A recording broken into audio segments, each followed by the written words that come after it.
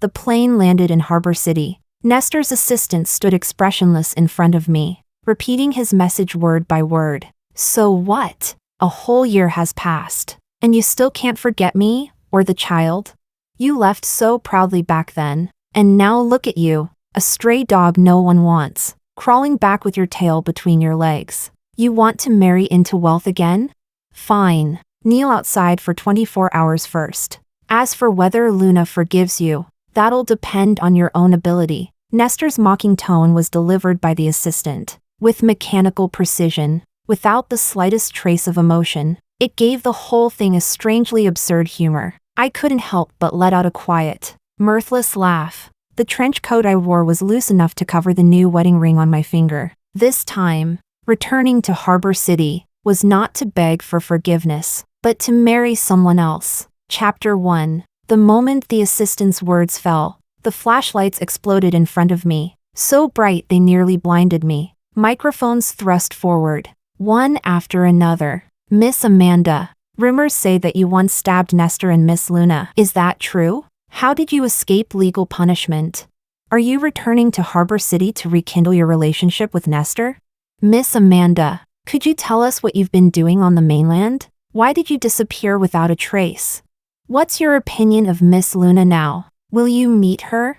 I tilted my head slightly. The collar of my coat blocked part of the flashing light. The new wedding ring beneath the fabric pressed coldly against my skin, bringing a sobering chill. I won't answer any questions, I said calmly. These old scandals and baseless speculations aren't worth another word. Taking advantage of the assistant's distraction as he dealt with the reporters, I lowered my posture, attempting to slip past him from the side. At the end of the passage outside the airport, a car that had been arranged beforehand was waiting for me. However, the assistant moved faster, once again blocking me with uncanny precision. Miss Amanda, the boss instructed that you must get in the car. I glanced toward the familiar black Maybach not far away. The windows were tinted dark, I couldn't see inside. After a brief pause, I stopped resisting and walked straight toward it. The assistant opened the car door for me. Inside, the air was filled with Nestor's usual cologne, cold and suffocating. But he wasn't there.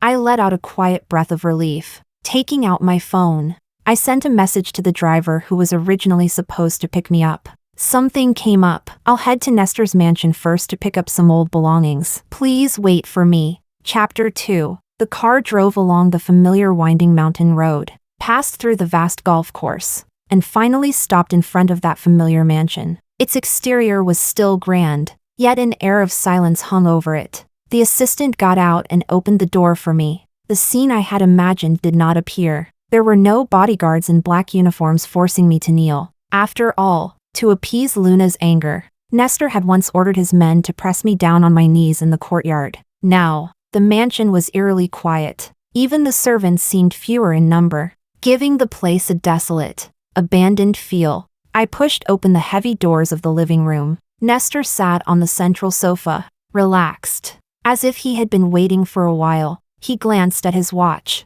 then fixed his gaze on me. From the moment you stepped through that door, not a single minute of kneeling. What's wrong? Do you want to relive what it felt like to be thrown out? I met his gaze, my voice calm. I walked out on my own back then. I wasn't thrown out. Heh. He gave a cold laugh, still as stubborn as ever. You crazy woman. I ignored him, turned around, and went straight upstairs to the room that had once been mine. When I left Harbor City years ago, it had been too sudden, too humiliating. Many important things had been left behind. Chapter 3. As soon as I opened the door, a suffocating wave of dust hit my face.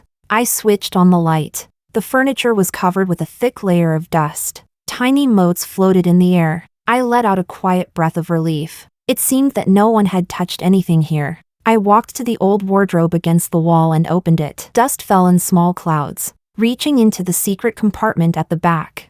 I groped around. Empty. My heart sank halfway down. The box was gone. I have it. A childish voice sounded behind me. I turned. It was Lucas. In his arms was the very wooden box I had been searching for. This time, I didn't crouch down to meet his eyes. I stayed standing. He had to crane his neck to look up at me. His expression was almost indifferent. You want it? he asked. Will you give it to me?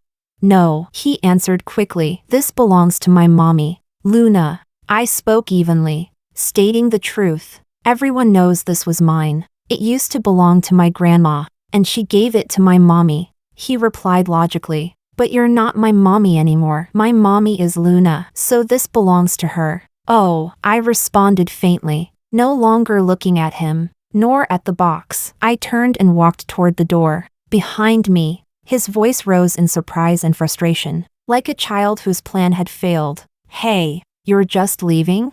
Don't you want it? It's your mom's keepsake. I didn't stop walking. I didn't answer. Yes, I didn't want it anymore. I remembered when he was 6, and I had begged for that jade Buddha in the same way. Back then, I knelt on the floor, looking up at him with pleading eyes. Lucas, can you give that to mommy? It's from grandma. It's the only thing mommy has left from her. He had asked. Is it important? Crying, I said, yes, it's very important. Mommy only has this left. And he had looked at me, calmly, detached. Then, raising his hand, he had thrown the jade Buddha hard to the ground.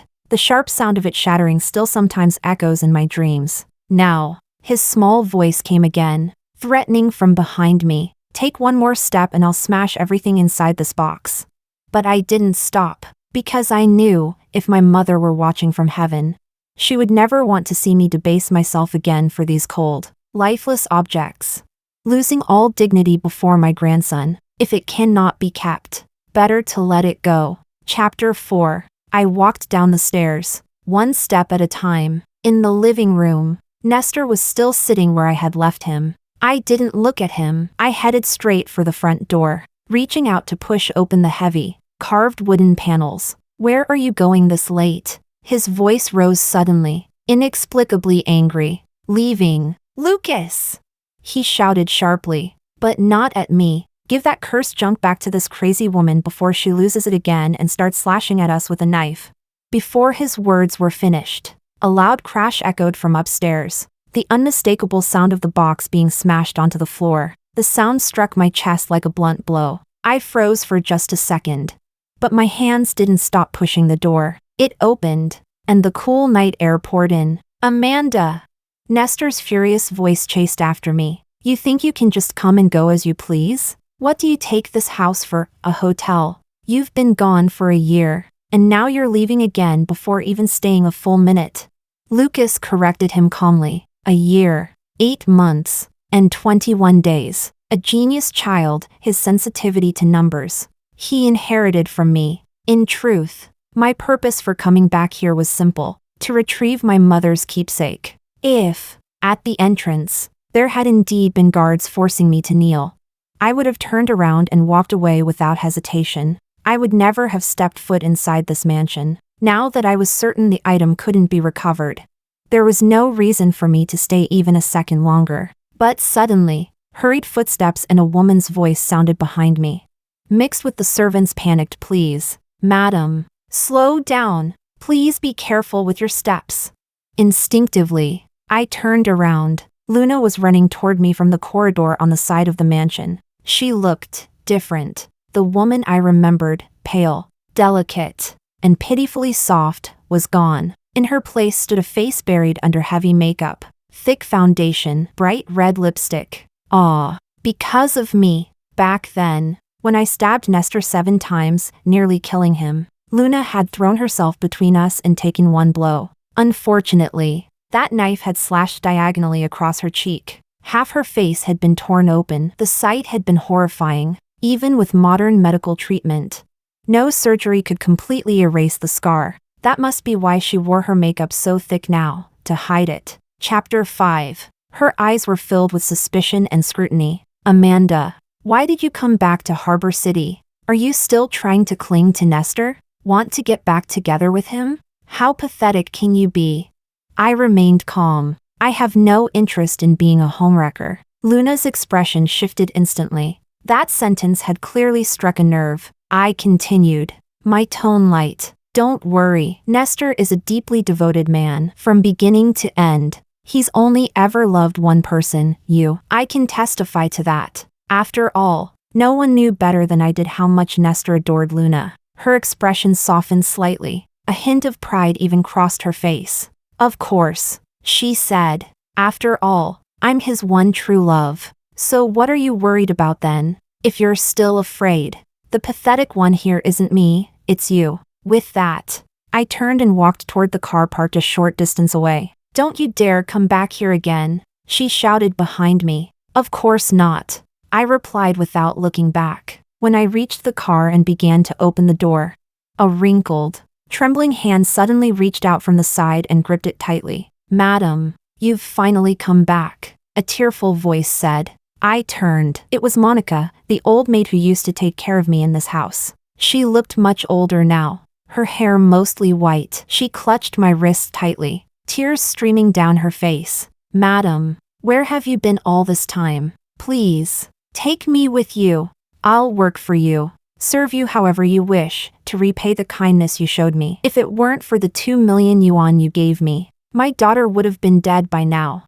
I tried to gently pull my hand free, my voice softening. Monica, I'm no longer the lady of this house. But she held onto the car door desperately, refusing to let go. I serve you. Madam, not this house. Please, take me with you. I looked at her tear-streaked face and hesitated for a moment. I'll be leaving Harbor City in a week, going to the mainland, and I won't be coming back. Are you sure you want to follow me? I'm sure, she said firmly. All right then, get ready. I'll come for you in a week. Chapter 6. My body sank into the mattress, a rare sense of comfort wrapping around me. But my phone screen kept lighting up, the notification chimes sounding again and again. It was the final wedding plan sent by the planning team, pages of files and images. I opened them and browsed carefully. Every detail had been decided according to my preferences. The plan was flawless, there was nothing to criticize. Just as I was reviewing the page confirming the floral arrangements, a new text arrived from an unfamiliar number. No greeting, no introduction, just a single PDF attachment. I hesitated for a moment, then downloaded it. It turned out to be a draft of a prenuptial agreement. I skimmed through it, and the content took me by surprise. The terms were extraordinarily generous to the woman. It promised vast real estate holdings, shares of stock, and even stated that in the event of divorce, the woman would receive a huge alimony and primary custody of the children. Yet at that moment, all I felt was a sense of strangeness and unease. Who sent this?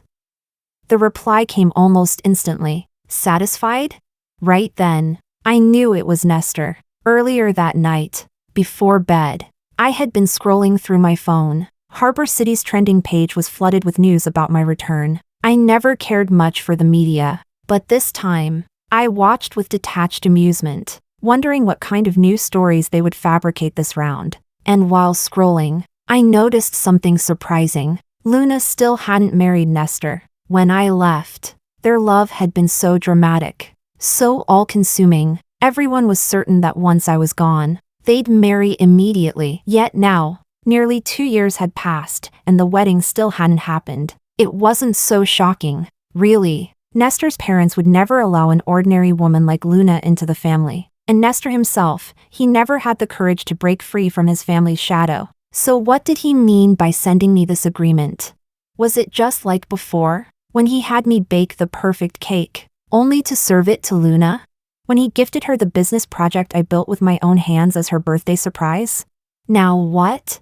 He wanted me to review Luna's prenuptial contract for him? I blocked and deleted the number without hesitation. Over the next 3 days, I was busy finalizing details with the planning team and fitting my altered wedding dress. On the 4th day, another message came from a different unknown number, with a new contract attached. One glance at the writing style, and I knew it was still Nestor, persistent, as always, but this time, in the prenuptial agreements section for the bride's name, it clearly said, Amanda. Chapter 7. Our family will never allow Luna to marry into it. I can accept you again. Lucas is, after all, your own flesh and blood. We need a complete family, but you must never bully Luna again. A wave of nausea rose up my throat. I quickly typed my reply. You're disgusting. He must have been provoked. Amanda, are you still playing hard to get? You couldn't survive in the mainland, so now you're crawling back to Harbor City to beg for me. Everyone in China knows you're a knife-wielding lunatic. Who else would dare to want you but me? So what if you're beautiful? All these years, no one's married you, doesn't that say enough? I sneered. Then threw the phone straight into the trash can and switched to a new one. Because of that, I never saw the next message he sent 2 days later from a different number. Next weekend is young Master Alex's wedding. You'll come with me. I'll bring you to the ceremony. Let everyone see we've reconciled. After that, you can walk sideways through Harbor City, no one will dare touch you. What he didn't know was that the bride at that wedding was me. The day of the wedding, the sun was perfect, wearing my custom-made gown. I walked down the red carpet on my father's arm, step by steady step. Alex looked at me with calm, gentle eyes. The seats were full of guests. Then, suddenly, a voice thick with barely restrained rage broke through the music. Amanda, if you dare to marry, just try it. Chapter 8. That familiar, grating voice pierced through the wedding march, crashing into the hall like a violent wave. I turned toward the sound. Nestor was standing at the back of the guest seats, his face dark as iron. The table before him had already been overturned. Glasses and plates shattered across the floor. Gasps rippled through the guests, low and restrained. I had personally reviewed the guest list. There was absolutely no way he should have been here. As I began to grow suspicious, Alex's arm slipped firmly around my waist, pulling me slightly toward him. Don't worry, he said quietly. I'll handle this. Then he raised his hand and made a small gesture. The bodyguards moved swiftly, restraining Nestor just as he tried to rush forward. He struggled, shouting incoherently, but his voice was quickly muffled. In moments, he was forced out of the wedding hall, cleanly, efficiently. The MC, seasoned and professional, soothed the crowd with an easy, composed tone. The music resumed right on cue, graceful and solemn, as if the commotion had been nothing more than a brief gust of wind. There and gone, the entire incident stirred no real emotion within me. I took a deep breath, tightened my hold on Alex's arm, and turned back toward the priest. The ceremony continued without a hitch. Rings were exchanged, vows were spoken, the kiss sealed the moment. The wedding ended perfectly. The next day, at Harbor City International Airport, a private jet was already waiting. In truth, both Alex's and my business interests were now firmly rooted in the mainland. Years ago, the Alex family had moved their corporate focus from Harbor City to the mainland, following national development trends and government initiatives. But their family held one enduring tradition. Every generation, when marrying, must return to Harbor City to hold a wedding ceremony. It was their way of honoring the ancestors, who had once built their legacy here and who now rested beneath its soil, to let them share in the family's joy. Last year, after Alex and I were officially married in City A, he kept talking about holding the supplementary ceremony in Harbor City. I had been too busy expanding my business on the mainland, and only recently did I finally find time to come back and fulfill this wish with him. When the plane landed at City A airport, there were no more reporters swarming the exit, only the family's vehicles quietly waiting. But online, the whispers had never truly died down. People began to unearth, piece by piece, the sordid story of Nestor and me. The headlines were sensational, tinged with nostalgia and regret. The feature was titled Old Dreams of Harbor City. Chapter 9. In truth, Nestor and I were joined by an arranged marriage. Back then, our two families stood side by side, equal in power and influence. People thought our union was the perfect match. We were of similar age, background, and social standing. I hadn't expected much from the marriage at first. After all, everyone in Harbor City knew Nestor as a spoiled playboy, a man of indulgence and vice, but his family name shone too brightly for me to refuse. It wasn't until after I married him that I realized he wasn't the shallow, hedonistic man the rumors painted him to be. On the contrary, he showed remarkable talent and determination in business. Sharp-minded, driven, ambitious, and in love, at least at the beginning. He appeared devoted. There was only me. From every angle, he seemed the ideal husband, the perfect candidate for an alliance. even conservative and traditional by nature. By contrast, I was the one who seemed careless about family. I was a workaholic through and through, pouring all my energy into the joint projects between our two families.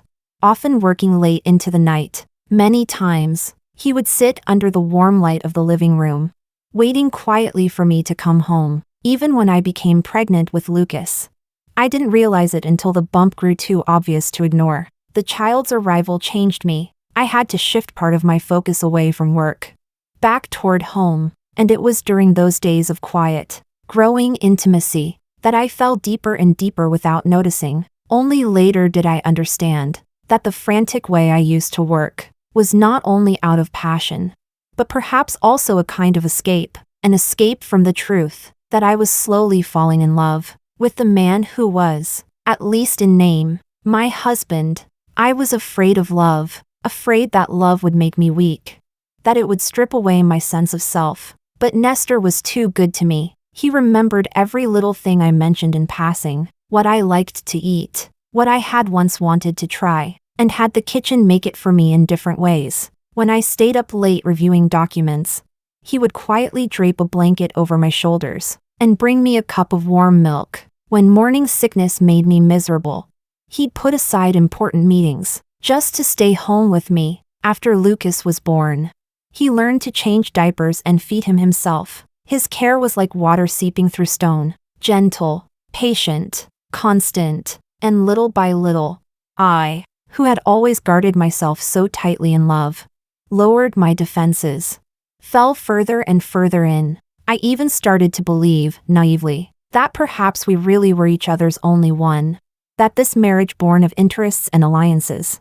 might actually lead to love. Until the year Lucas turned 5, Luna came back, and all that was beautiful shattered, like fragile glass, splintering in an instant. Chapter 10. Luna had started as a nobody, just an unremarkable employee at the group's headquarters. No one knew exactly when the rumors began, but whispers about her and Nestor started spreading quietly through the company and even throughout Harbor City's social circles. At first, I didn't take them seriously. In my understanding back then, Nestor might have had his flaws, but betrayal wasn't one of them. There was something old-fashioned in his bones, a kind of moral sense of responsibility. Once he committed to a relationship, he saw it through. I even found the gossip a little ridiculous. Just another salacious fantasy from outsiders about the powerful heir of a wealthy family. One day, by accident, I came across a message from Luna on a spare phone Nestor had left at home. Her words were full of timid admiration and cautious devotion.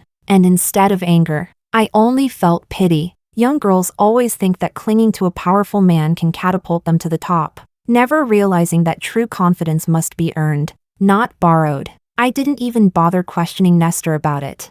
Doing so would have felt beneath my dignity, until that day, when Luna knelt before me in the company lobby, her voice trembling with tears, as she poured out her story before a sea of onlookers. And in that humiliating public scene, I finally pieced together the full truth. She wasn't the intruder. She was the first. Luna was Nestor's first love, the woman he had truly loved in his youth. Their story was painfully cliché. The rich young master who fell for the pure, stubborn Cinderella. They loved passionately, sincerely, but in the end, couldn't overcome the gulf of class and the pressure of family. They were forced apart. I remember losing control that day, storming into Nestor's study, demanding answers. I asked him why he'd kept it from me, why he'd let me live like a fool, basking in an illusion of happiness built on lies. Nestor didn't defend himself. He simply looked tired and asked, "Does it matter,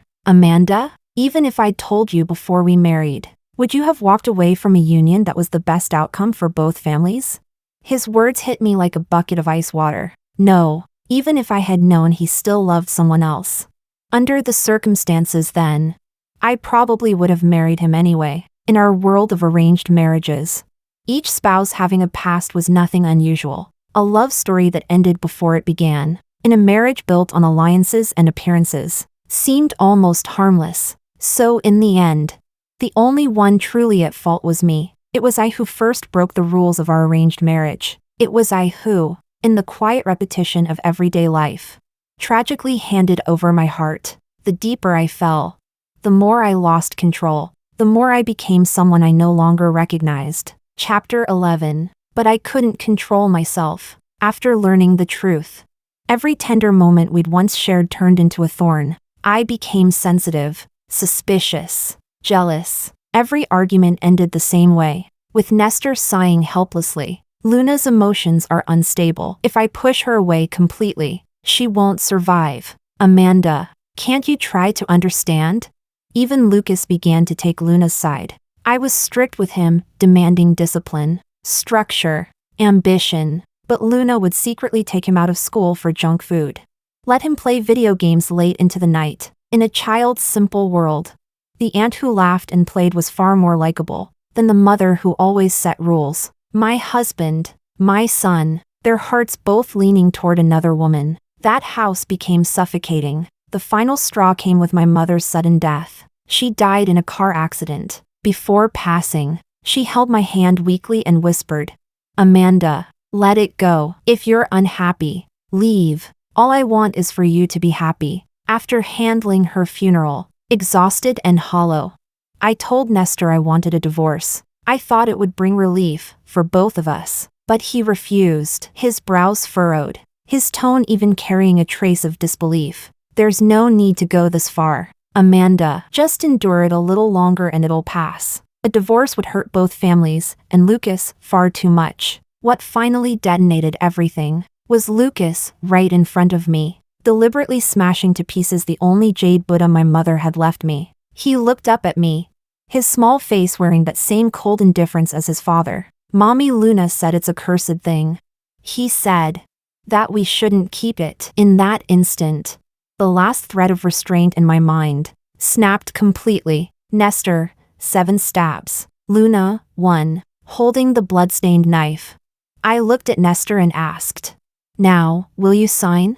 His hand trembled as he signed his name. After that, my father took me away from Harbor City that very night. We fled, took the first flight to the mainland, cutting all public ties with that place. From then on, the Harbor City socialite Amanda became the knife-wielding madwoman, vanished without a trace. Chapter 12. After leaving Harbor City, I threw myself entirely into my work on the mainland. Compared to Harbor City's market of just a few million people, this land, home to over 1 billion, held a level of consumer potential I had long overlooked. In recent years, more and more Hong Kong businessmen have been heading north. Many reach out to me, seeking advice, exploring cooperation, hoping to learn from my experience. That day, my secretary informed me that a company from Harbor City had scheduled a meeting. The firm wasn't large, but the background report revealed suspiciously strong financial power. I entered the conference room as usual.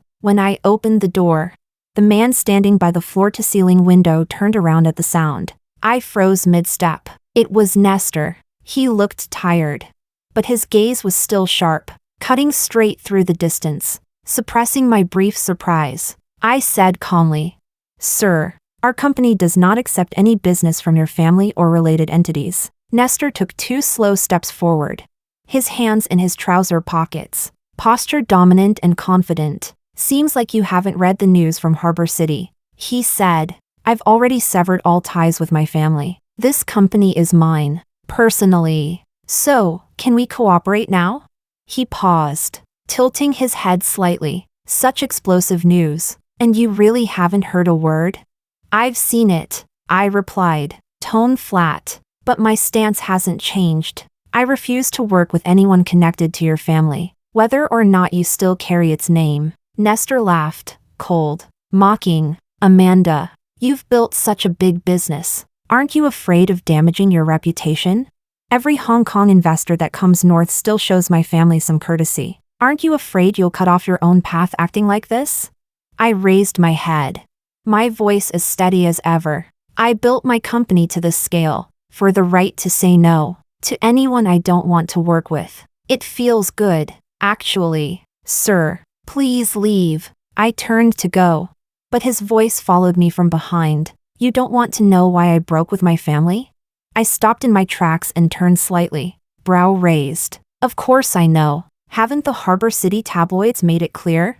the great heir, furious for love, breaking from his family just to marry Miss Luna. I nodded slightly, as if in understanding. Honestly, I admire your courage. Devotion is a virtue. I hope you keep it. I do love a good story where lovers reunite at last. To my surprise, Nestor laughed. Where did you even hear that nonsense? For her? Amanda, use your head. How could it ever be for her? It was for you. From the day you came back to Harbor City, I told my family. The old man refused to accept that I wanted to remarry you. So I walked away cleanly. The news only leaked now because they couldn't suppress it any longer. I froze, truly taken aback for the first time. But what followed wasn't warmth. It was confusion, disbelief, absurdity. For me? I repeated softly. What is that supposed to mean? I should be asking you that. Nestor's composure finally cracked. His voice rose, thick with restrained fury. Why did you marry Alex? No wonder I couldn't find a trace of you on the mainland. He was covering for you, wasn't he? You planned it all, didn't you? Found yourself a new protector before you left me. His accusations were senseless. I frowned and cut him off. Nestor, my remarriage has nothing to do with you. We've been divorced for a long time. Maybe not with me, but what about Lucas? His tone sharpened, desperate. You're really that heartless? You just let him live with a stepmother? The air between us turned still, heavy. For a long moment, I said nothing. Then, quietly, I realized how utterly exhausting it was. Nestor always lived inside his own logic, measuring everything, love, guilt, responsibility, by his own warped scale. And me, I had long stopped wanting to set foot in that swamp ever again. Chapter 13. I almost laughed from sheer disbelief. That signed divorce agreement, I remembered every clause clearly. Nestor, have you forgotten? I stated it plainly. In the divorce papers, I gave up everything. My only condition was that Lucas would have nothing more to do with me. I relinquished custody and waived all financial responsibility. It's there in black and white, with your signature. It wasn't that I had never loved Lucas. He was my own flesh and blood. But hearts, too, are made of flesh. They can grow cold. And they can ache. Nestor opened his mouth, as if wanting to say something. But I no longer wished to hear it. I turned around and walked away. That evening, the underground parking lot was quiet and empty. The familiar black Maybach was already parked in its usual spot. I opened the door and got in. Alex was sitting inside, head lowered, reviewing emails on his tablet. Hearing me, he set it down and, naturally, reached for my hand. His fingers were warm and dry as they laced through mine. I heard Nestor came to your company today? His tone was casual, as if talking about the weather. Harbor City and City A are thousands of miles apart. He continued lightly. He sure moves fast for a man so well informed. I let out a small laugh and leaned back against the seat. Everyone in the company knows my history with his family. Without an appointment or someone's permission, he couldn't even get past the gate. So tell me, who gave him that access? Alex pretended to think, his fingertip tapping lightly on the back of my hand. Yeah, who could have that much influence? I turned toward him and reached out, gently patting his cheek, teasing him like a mischievous pet. Must have been the company's little guard dog not watching the door properly. Let someone slip through by accident. He let out a soft woof. His gaze carried that calm, sly look of someone caught red-handed yet unashamed. Of course, I had already figured it out. Back at the Harbor City wedding, I had personally reviewed every guest's name. No room for error. The only person capable of getting Nestor inside, right at the last moment, was Alex. And the only one who could have let him into my company today was also Alex. But he hadn't done it out of malice. It was his way of showing me, letting me see with my own eyes that the man I once knew was still trapped in his same twisted logic, unchanged, unrepentant. He wanted me to witness the contrast, to see how clear, peaceful, and solid my life was now. It was an extreme gesture, perhaps, but he did it to help me, and himself, seal that door to the past shut forever, and find peace of mind. I looked at him, noticing the faint trace of nervousness in his eyes. as if waiting for reassurance. Something in me softened. Leaning over, I wrapped my arms around him, resting my chin on his shoulder. Alex. My voice was soft, but steady. You don't have to do this. I don't have a single shred of feeling left for him, now, and always. I tapped lightly on his chest, over his heart. You're the only one here. He froze slightly, then held me tighter, his voice muffled against my neck. Really? I still get scared sometimes. After all, I lost you once because I was just a step too late.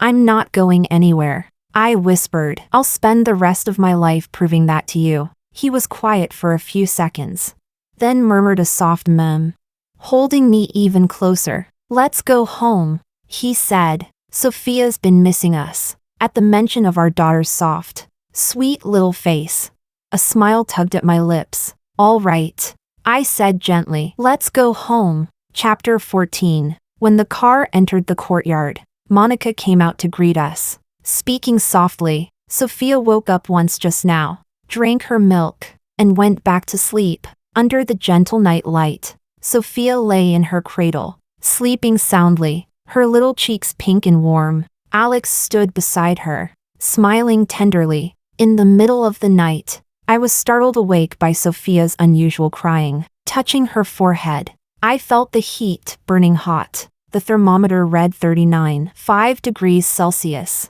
Our family doctor happened to be on leave in his hometown, and the newly hired one wouldn't start until tomorrow. Just one night's gap. That was all it took. Alex and I wrapped our daughter tightly in a blanket and drove straight to the best private hospital in the city. Emergency consultation, medication, an entire night of worry and exhaustion. By dawn, Sophia's fever finally subsided. Carrying our weary little girl, we left the ward, ready to go home. The family doctor should have arrived by now. The hospital lobby was quiet and empty. Morning light streamed through the glass facade. And then, a soft, frail boy's voice reached my ears. Clear and heartbreaking. Dad, if I get sick and have a fever, will Mom come to see me?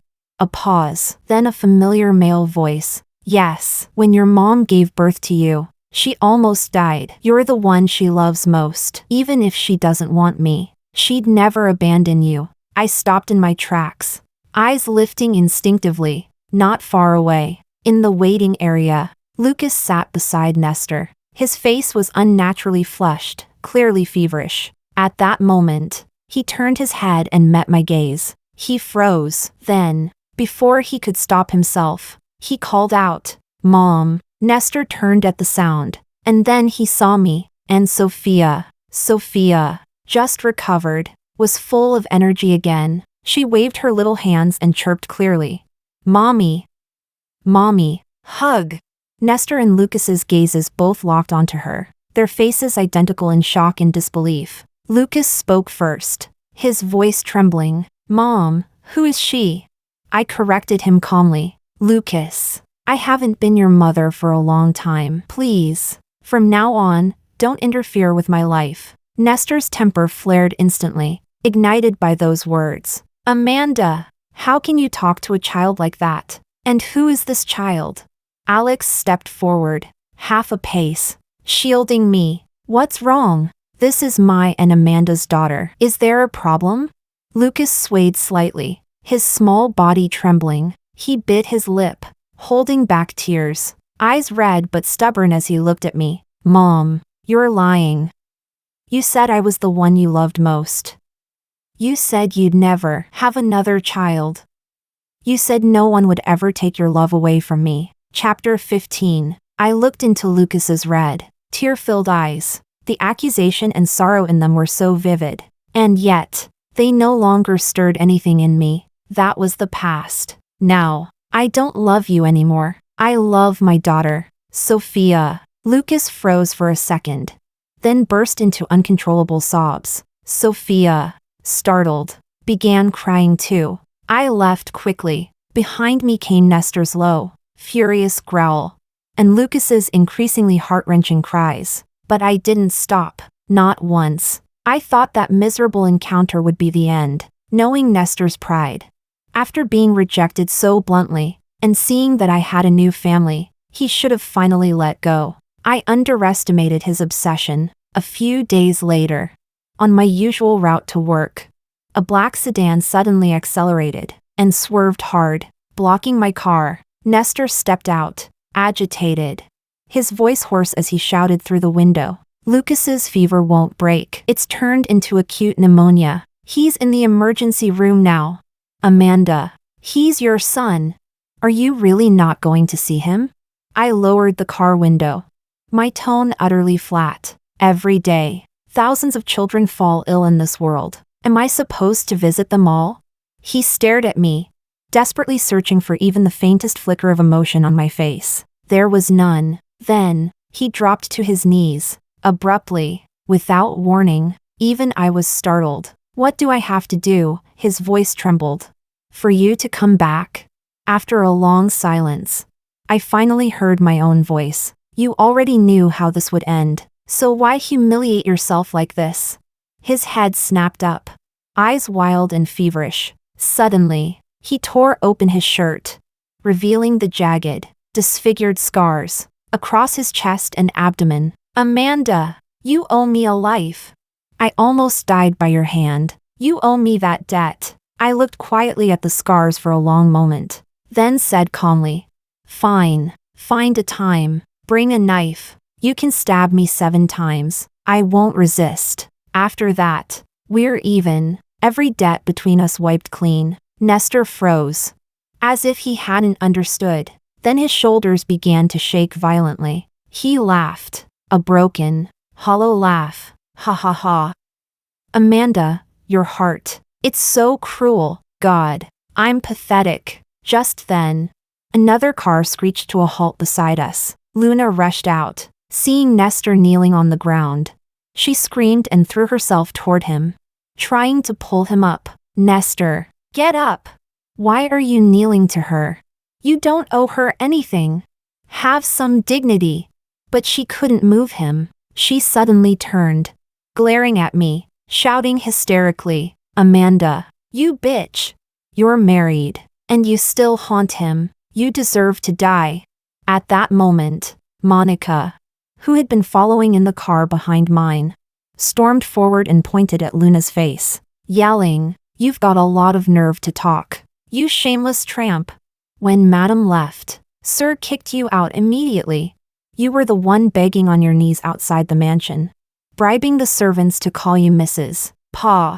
Sir never even touched you. What kind of wife are you supposed to be? Disgraceful little whore. The murmurs around us grew louder. Several bystanders took out their phones and started recording. I no longer looked at Nestor kneeling on the ground, nor at Luna's screaming face, nor at the gathering crowd. I turned and got into my car, driving away. As expected, the tabloids in both Harbor City and City A were soon flooded with headlines about me, Nestor, and Luna. A few days later, news broke that Nestor had left City A with Lucas and returned to Harbor City. I finally exhaled, thinking life could return to normal. But only 2 weeks later, one afternoon, while I was in my study handling some documents, Monica burst through the door, panicked. Madam, it's terrible. Miss Sophia is gone. The nanny, Ah Fong, was found unconscious in the back garden, and this was on the ground. She opened her trembling hand. Inside lay a small Transformers badge, the kind little boys love to wear. I recognized it instantly. A long time ago, I had bought 2 identical ones and given one of them to Lucas. Chapter 16. I immediately stood up and hurried out as Monica's trembling voice came through the phone, giving me a broken report of what had happened. It turned out that earlier that afternoon, the nanny had taken Sophia to the private garden behind the estate to get some sun. Somehow, Lucas had slipped past security and snuck inside. Although the media had widely covered the scandals between Nestor and me, they had never published a clear photo of Lucas's face. The new nanny at home didn't recognize him. He lied, saying he was the child of a visiting guest who was bored and wanted to look around. Then, while the nanny was distracted, he suddenly grabbed Sophia and pressed a utility knife against her delicate neck. By the time I arrived at the garden, the situation was under control, but the air was thick with tension. Lucas was surrounded by several bodyguards at a distance, holding Sophia tightly in his arms. The blade of the knife was pressed against her throat. When he saw me, tears immediately welled up in his eyes. His gaze was filled with hatred and despair. "Mom," he screamed, "is this the only way you'll come to see me?" I forced myself to stay calm, keeping my voice steady. "Lucas, let your sister go first. If you have something to say, we can talk it through slowly. Mom will make time to be with you. I promise." "You're lying. You always lie." He shook his head violently, tightening his arms. Sophia whimpered, uncomfortable. "You don't want me anymore because of her. If she's gone, then I'll be your only child again. Then you'll come back to me." His wrist twitched, the tip of the blade inched closer. My heart stopped at that life and death moment.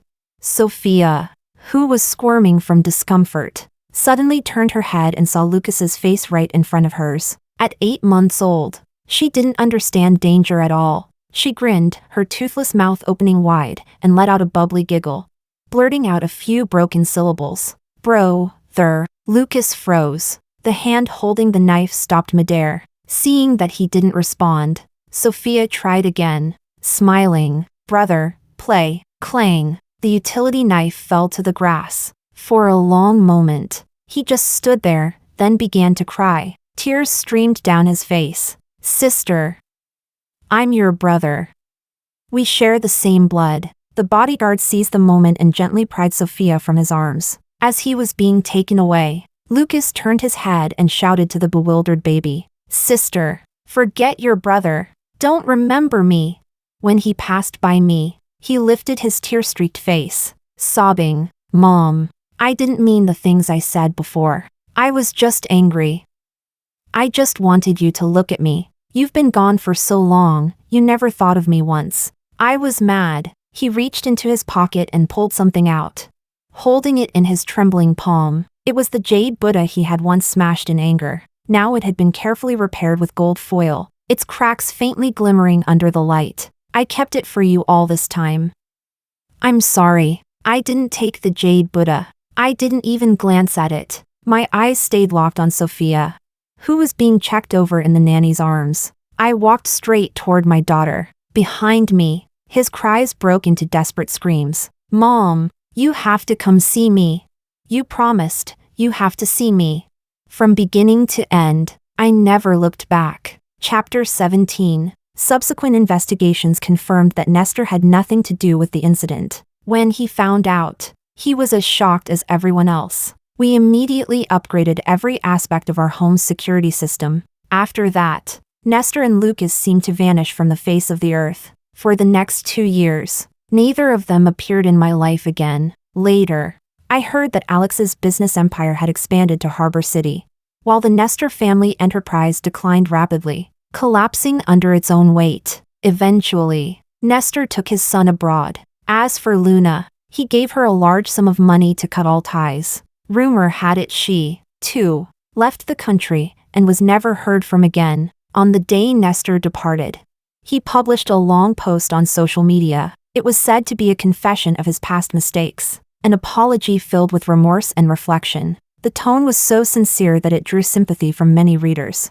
I swiped my finger across the screen, closed the notification, and didn't open it. The evening sunlight poured through the floor-to-ceiling windows, filling the living room with golden warmth. 2-year-old Sophia toddled over in her frilly dress, hugging a picture book in her tiny arms. She stopped in front of Alex, who was sitting on the sofa reviewing documents, and called out in her soft baby voice, "Daddy, read." Alex immediately set aside his papers, smiling gently as he lifted her onto his lap. He opened the book and began reading aloud, his voice low, patient, and warm. I walked over to them. Sophia saw me and reached out both arms. "Mommy, hug." I leaned down and wrapped them both in my arms, father and daughter together. Outside, the city lights began to glow. Inside, peace and warmth embraced the room. All the storms of the past had faded into silence. Now, there was only happiness.